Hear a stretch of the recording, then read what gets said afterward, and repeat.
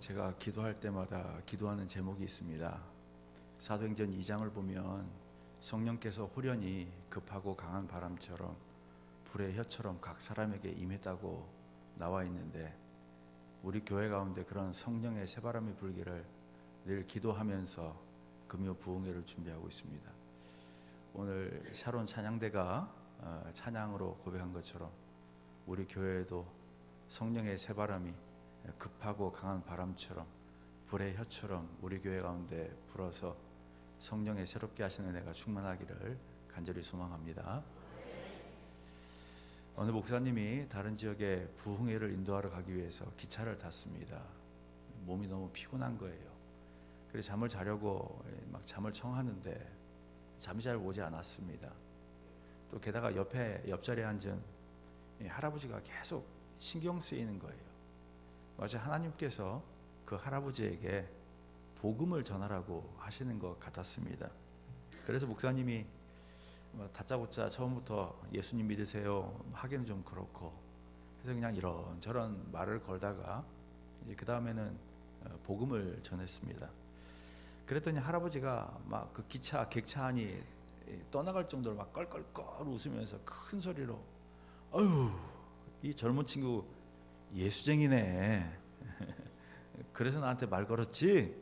막 그러는 겁니다. 그러니까 이제 목사님이 창피해가지고, 좀 안 믿을 거면 가만히 있지. 왜 저렇게 시끄럽게 떠드나. 뭐 이런 생각이 들었습니다. 그러면서 이제 속으로, 하나님 됐죠? 보셨죠? 나 분명히 전도했어요. 근데 저 사람이 거절했어요. 나 이제 좀 잘 거예요. 하고 이제 잠을 청했습니다. 이제 그렇게 해서 한참 기차를 타고 가면서 목사님이 이제 잠이 들었는데, 갑자기 할아버지가 막 깨우는 거예요. 일어나 보라고 하더니만 소주잔을 싹 내밀면서, 젊은이, 아까는 내가 미안했어. 내가 너무 소리 질러서 좀 그랬지. 내가 사과하는 의미에서 한 잔 살 테니까 한 잔 받아. 목사한테 소주 한 잔 준 거예요. 그러니까 목사님이 기가 막혀가지고 대꾸도 안 하고 몸을 확 돌리키고 그냥 잠을 청했습니다.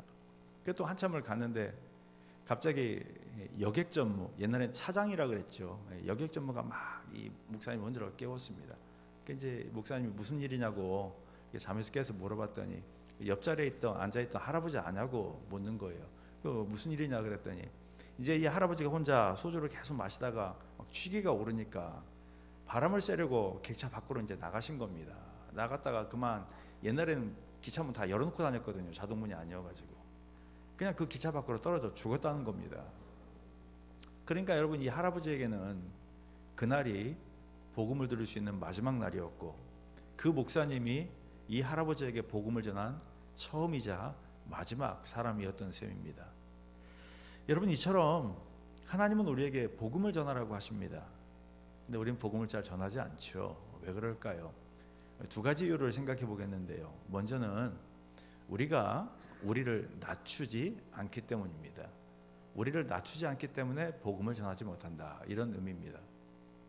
오늘 본문을 보면 사도 바울에게는 사도로서 사용할 수 있는 권리가 있었습니다. 그런데 그 권리를 사용하지 않았어요. 19절은 내가 모든 사람에게 자유로우나 스스로 모든 사람에게 종이 된 것은, 그랬습니다.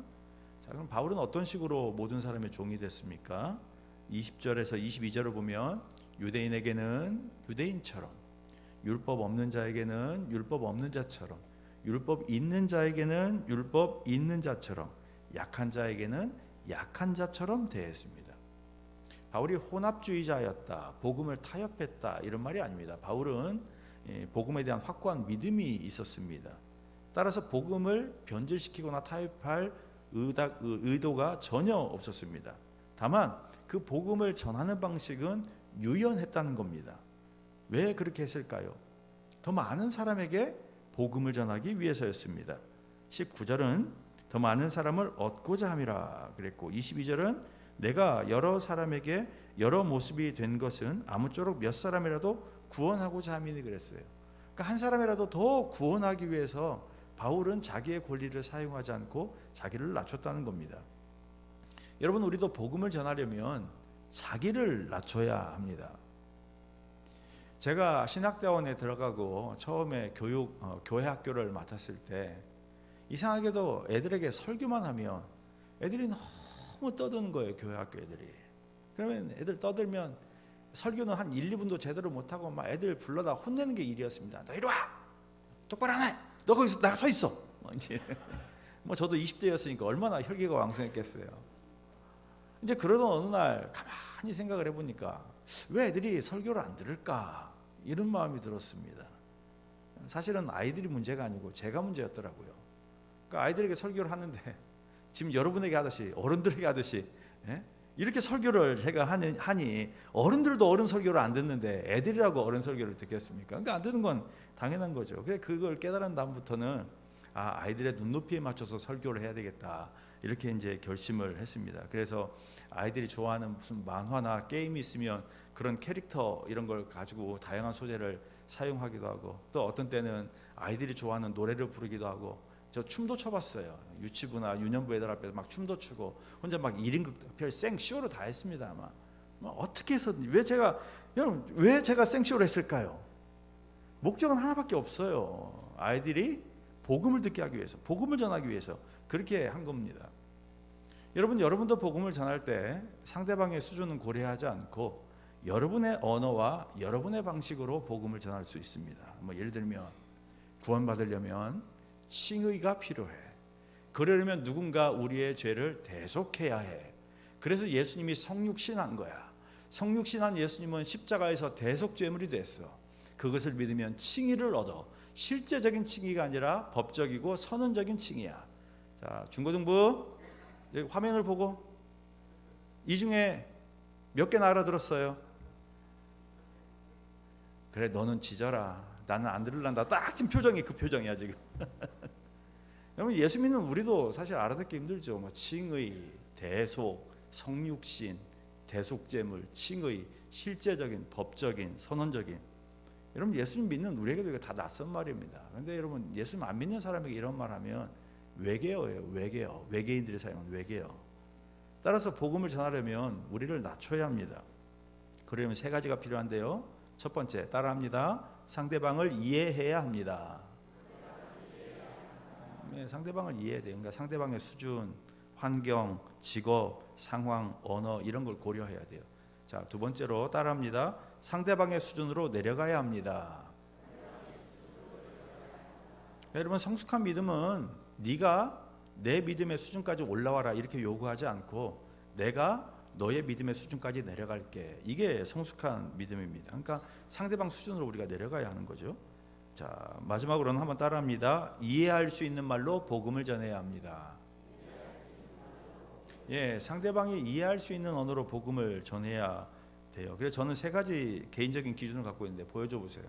예, 한번 읽어보겠습니다. 시작. 예, 복음은 쉽고 간단하고 명확하게 전해야 한다는 이야기예요. 여러분 예수님을 한번 생각해 보십시오. 마태복음 4장 19절 보니까 베드로와 안드레에게 나를 따라오라 내가 너희를 사람을 낚는 어부가 되게 하리라 그랬어요. 어부. 왜 예수님이 사람을 낚는 어부라고 그랬을까요? 베드로와 안드레가 직업이 어부였거든요. 그러니까 이 어부라는 말을 딱 들으면 베드로와 안드레는 뭘 하는 사람인지 바로 직관적으로 알 수 있었어요. 근데 여러분 예수님의 직업은 뭐였죠? 목수였습니다. 목수. 예, 목수.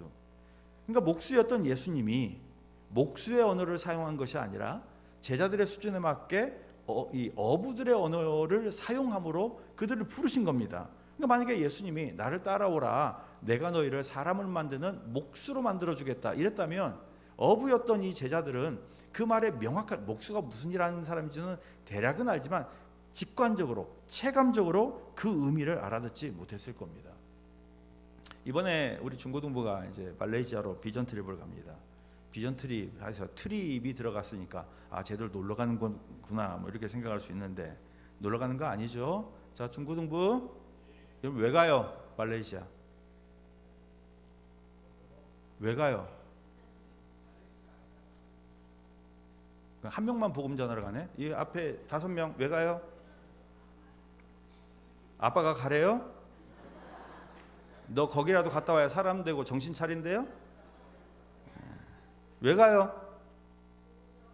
강도사님이 재밌게 놀려주겠대요? 예? 복음 전하러 가죠. 맞습니다. 여러분도 세 가지가 필요해요. 방금 목사님이 세 가지가 필요하다 그랬는데, 자, 얘기해 보세요. 1번. 여기는 중고등부 아니잖아요. 왜 자꾸 중고등부 행세를 하세요? 60년 전에 지나갔어요, 그 세월은. 여기 앉아 있는 사람들만 중고등부만. 자, 복음을 전하려면 세 가지 원칙이 필요하다 그래서 쉽고 그건 뒤에 나오는 거고. 자, 첫 번째, 어떻게 해라?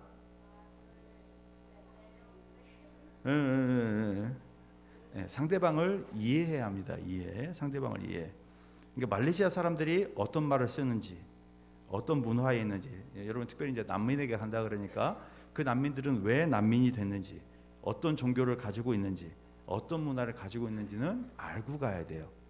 알아요? 몰라요?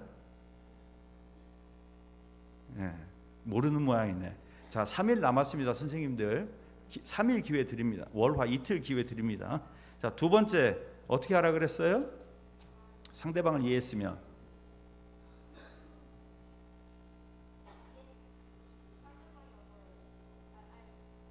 너 솔이지? 제갈솔. 아, 역시 제갈민 집사님 교육을 잘 시켰네. 엄마 닮아서도 참 똑똑하다. 상대방의 수준으로 내려가라 그랬죠. 그러니까 그 사람들을 무시하라는 게 아니고 그 사람들의 문화를 존중하라는 겁니다. 우리가 좀 잘 사는 나라에서 왔다고 아우 더러운 사람들 뭐 이렇게 하지 말라는 거예요. 그다음에 세 번째는 그 사람들이 이해할 수 있는 말로 복음을 전하라고 그랬는데, 그러려면 세 가지. 어떻게? 쉽고 간단하고 명확하게 복음을 전하라고 그랬어요. 자, 그러려면 최소한 그 사람들이 쓰는 인사말 정도는 알아야 되겠죠. 자, 말레이시아 사람들은 뭐라고 인사합니까? 안녕하세요를 뭐라고요?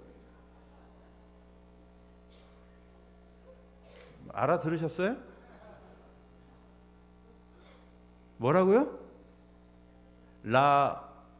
라오니 맞지? 여기 라훈이 미안합니다. 아버지 이름이 갑자기 생각이 안 나요. 박순 집사님 아들. 자, 안녕하세요. 말레이시아로. 너 라훈이 너 고개 돌리지 말고 너.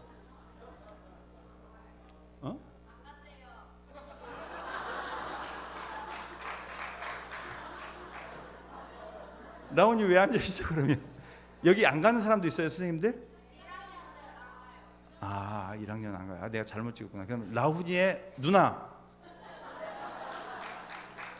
자, 안녕하세요. 말레이시아로. 아빠가 가라고?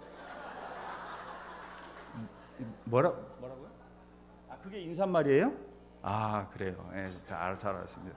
그 정도는 해야 되겠죠. 그러면 예수님 믿으세요는 뭐예요? 예수님 믿으세요. 가서 예수님 믿으라고 말은 해야 될 거 아니야. 자, 장미조 집사님, 예수님 믿으세요. 말레이시아로.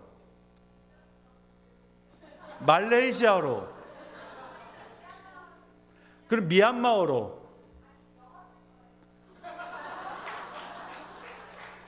자, 그러면 우리 이 중고등부는 다 학교에서 영어 배우잖아요. 자, 예수님 믿으세요. 영어로. 예수님 믿으세요. Believe in Jesus. 예수님 믿으세요. 자, 그럼 당신은 구원받습니다. 영어로. 여러분, 수능을 잘 보는 게 중요하고 한 게 아니고 영어로 말을 할 줄 알아야지. 자, 예수님 믿으면 구원받습니다. 영어로.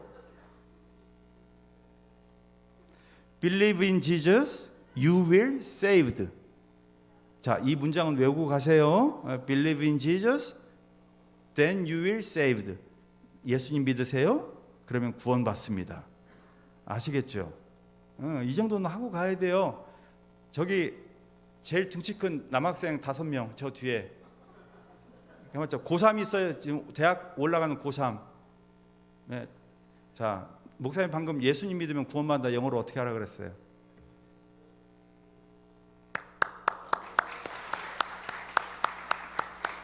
저 오빠 잘 따라다녀요. 여러분, 왜 가는 줄은 알고 가야지. 가가지고 한 사람에게라도, 거기가 이제 복음을 공개적으로 전할 수 있는지 없는지는 목사님이 정확히, 말레이시아 목사님 안 가봤어요. 알 수는 없지만 만약 여러분에게 누군가 여러분 앞에서 꼭 그 사람에게 내가 복음을 전하지 않으면 그 사람이 그날 복음을 들을 수 있는 마지막 날일 수 있고, 여러분이 그 사람에게 복음을 전할 수 있는 마지막 사람일 수도 있어요. 여러분을 만난 다음에 그 사람이 죽을 때까지 단 한 번도 복음을 못 들을 수 있어요. 그러니까 여러분이 전해줘야 돼요. 예수님 믿으면 구원받는다. 예수님 믿으면 구원받는다.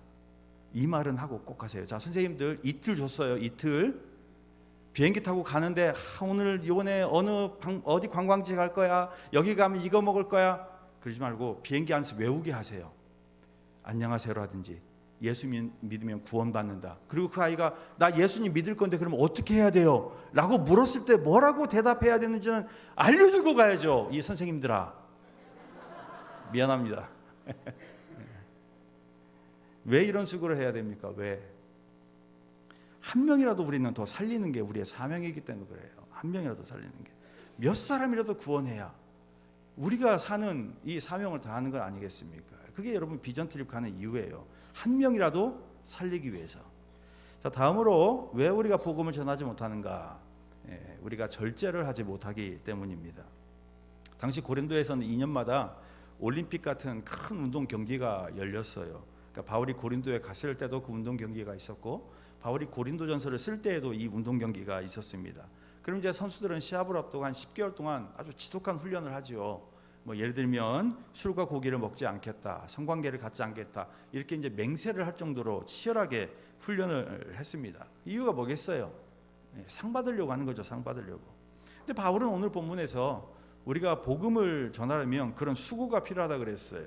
자, 24절 보면 너희도 상을 받도록 이와 같이 다름질하라. 이 다름질한다는 말은 전력을 다해서 달리라는 말이에요. 목표에 도달하기 위해서. 그러니까 복음을 전하기 위해 최선을 다하라는 말이에요. 최선을 다하는 말. 그러려면 필요한 게 있었는데 그게 바로 절제였습니다. 자, 25절은 이기기를 다투는 자마다 모든 일에 절제하나니라고 했습니다. 어느 신학자가 이렇게 설명했어요. 복음 전도자는 몸의 욕망과 충동이 그의 행동을 통제하도록 내버려두지 않는다 그랬고, 바울도 27절에서 내가 내 몸을 쳐 복종하게 함은 그랬는데, 이 복종하게 한다는 말은 내 몸을 노예처럼 만든다, 노예처럼 일한다, 이런 의미예요. 그러니까 자기의 모든 자유를 포기하고 복음을 위해서 내가 종이 되겠다, 다른 사람 구원하기 위해 내가 종이 되겠다, 이제 이렇게 이야기를 한 겁니다. 그럼 왜 자기 스스로를 이렇게 종이 되겠다고 했을까요?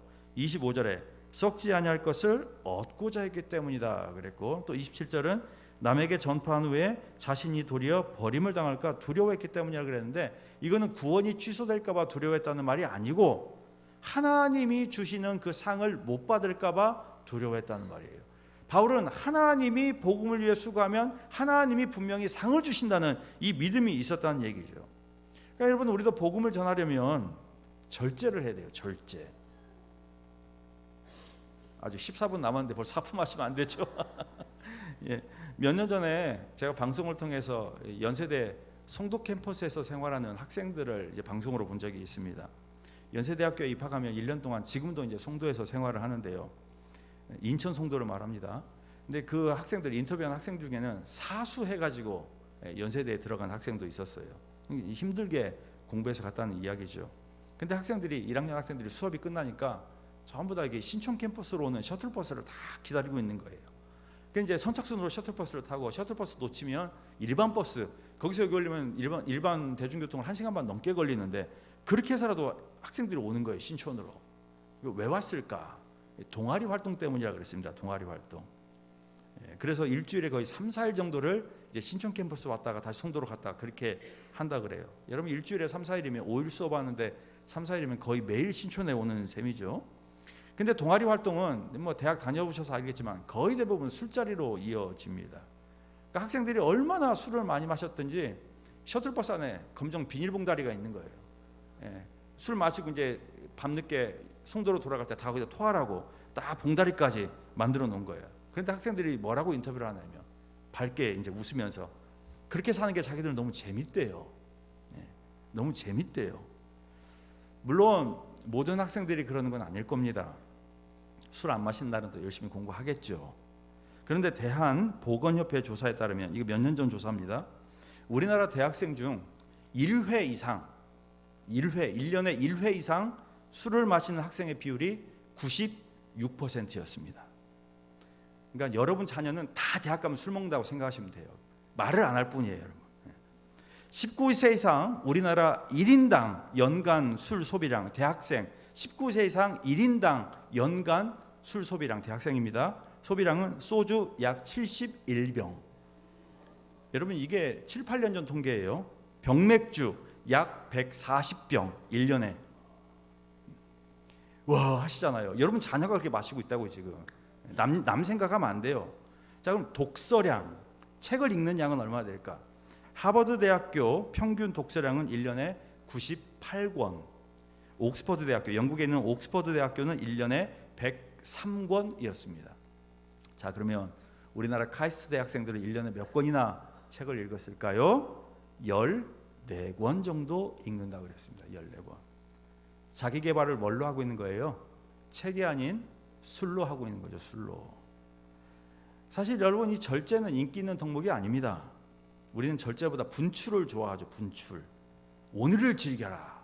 까르페 디엠, 이런 라틴어 경구가 있을 정도인데, 이게 이제 여러분 고대 로마 시인인 콘투스 호라티우스가 쓴 시의 일부인데, 오늘을 즐겨라, 현재를 잡아라. 마지막 부분이 이렇게 돼 있어요.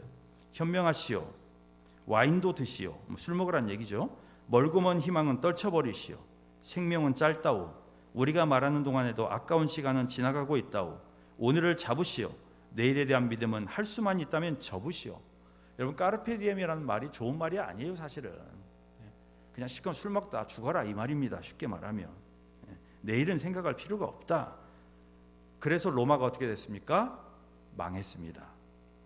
여러분 세상은 그럴지 몰라도 우리는 현재만 바라보면 안 됩니다. 여러분 현재도 중요하지만 우리에게는 미래도 중요합니다. 미래가 중요한 이유는 잘 되기 위해서가 아니라 미래에는 하나님의 심판이 있기 때문에 그렇습니다. 하나님은 우리가 행한 바에 대해서 반드시 평가하시고 상을 주십니다. 그러므로 우리는 미래의 상을 바라봐야 돼요. 빌립보서 3장 14절은 표대를 향하여 그리스도 예수 안에서 하나님이 위에서 부르신 부름의 상을 위하여 달려가노라 그랬습니다. 그러려면 오늘 절제해야 돼요. 복음을 위해서 오늘 복음을 위해서 욕망과 충동을 절제해야 내일 하나님이 주시는 상을 받습니다. 오늘 즐길 것 다 즐기고 먹을 것 다 먹고 잘 것 다 자면 하나님의 상을 받을 수가 없어요. 그런데 그렇게 누가 절제할 수 있느냐? 하나님께서 반드시 미래에 상을 주신다는 믿음이 있어야 돼요. 여러분 절제를 못하면 복음을 위해서 수고할 수도 없고 복음을 전할 수도 없습니다.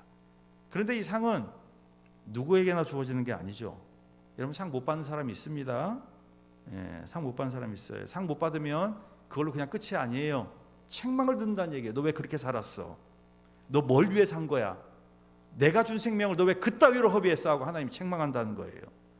평생 나는 교회 다닌다고 했는데 하나님 앞에 섰을 때 너 왜 그렇게 살았어? 하고 책망하면 그럼 얼마나 억울하겠어요. 차라리 교회나 다니지 말걸, 이런 생각 들겠죠. 여러분 더구나 모든 사람이 현재를 즐기는 거 아닙니다. 우리 중고등부 잘 들어요. 모든 사람들이 다 여러분처럼 술 먹고 대충 살 줄 알죠. 천만의 말씀입니다. 누군가는 미래의 상을 위해서 오늘 치열하게 사는 학생들이 분명히 있어요. 미래라고 얘기하니까 뭐 막연하게 생각할 수 있는데 성경이 말하는 미래는 하나님이 심판하는 종말이죠.